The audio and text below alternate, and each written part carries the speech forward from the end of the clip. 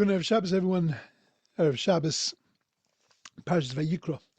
Starting a new chapter in our lives, but literally a new chapter in our lives. Bereshis, formation of the individual. Shmos, the formation of the community, the nation of Israel. And now, the formation of a relationship with God. In the end of Shmos, we said, Yosli mikdash shechanti b'sercham, build for you a mikdash so that I can dwell inside of you, says God. Now I want to show you how to do it. Now in Sefer Vayikra is the way to be able to build that relationship. Oh, Bereshis was exciting, Shmos was exciting, and now people, it's like, shoot me now. Oh, really? You're going to talk to me about korbanos, you're going to talk to me about slaughtering animals, about taking blood and sprinkling blood and making meal offerings, and oh my gosh, how boring is that? It is not boring at all. It's actually the stuff that our lives is made of. It's how to build a relationship with God, how to build a relationship with yourself, how to build a relationship with other human beings. We find in every single piece, in every single twist and turn, in every single detail of the korbanos, of the sacrifices, we find things about ourselves. An amazing thing. We find that in every korban we have to use salt. Torah tells me, "V'chol korban min chascha, b'melech timlach." You have to use salt for it, and that we have to lay tashbis melech b'risel kecha from all of your korbanos. From your minchas, from your offerings, you have to make sure you have salt in everything. Al kol karban chatakiv melech. On all of your sacrifices, you have to make melech. You have to put salt. What's fascinating is the Torah calls the salt melech b'risel kecha, the salt of the covenant of your God. It's salt. Salt is so common. It's a common domestic ingredient. It's sitting right there in front of you. Just but you're making it into something noble. Melech b'risel kecha. It's the salt of the covenant of your God. That's a lot of hefty description for salt. So I'll tell you the reason why it's called Melech Salt, Melech Brisel Kecha, is because it has incredible features. And I could go on for an hour telling you all about salt and all about the amazing things with salt. But I think that there are a few incredible lessons that the Torah is trying to teach us to tell us why salt has to be a part of every single sacrifice. First of all, salt is a preservative. It makes things last. Salt is the symbol of things that are eternal. It's not just salt, but it's the Melech Bris Elekecha. It's symbolic of our eternal relationship with God.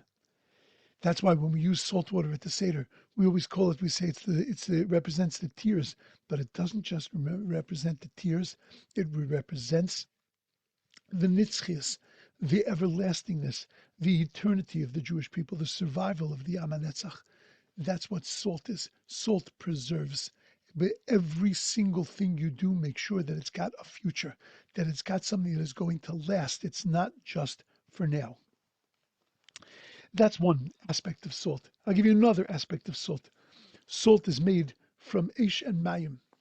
It's got a property that it burns. Right? It burns our eyes. It can burn things, but it also comes from water. Burning things is midas hadin. Water is the midas harachmim. But we have to recognize that in everything we do, we have to understand it all comes from the same source. Both Eish and Mayim, both the fire and the water, it all comes from Hashem. It all comes from the same source. When we make a korban and build a relationship with God, we have to recognize that Yotzer Or V'Orei Choshech, that He makes light and He makes dark. There are things that are positive, things that are more difficult for us, but it all ultimately has exactly the same source. I'll give you another beautiful thing, that we know that there are that salt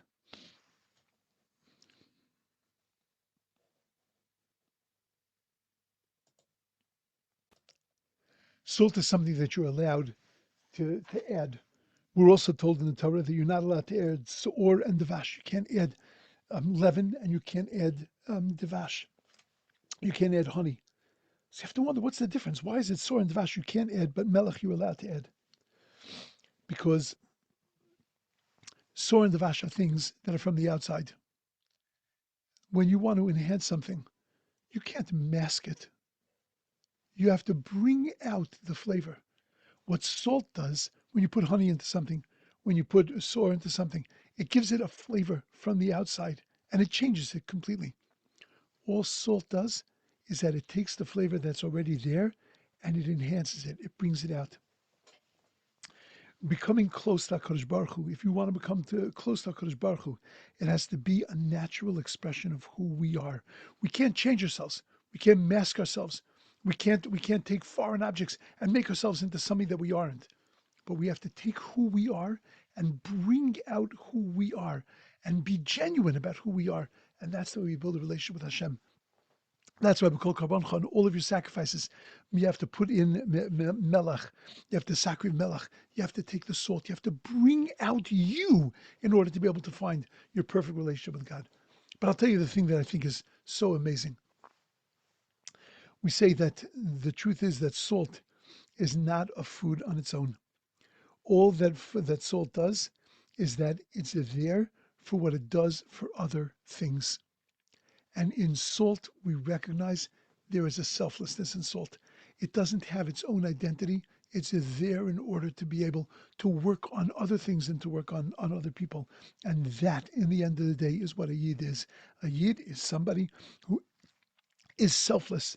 It's not about us, but it's about doing things for other.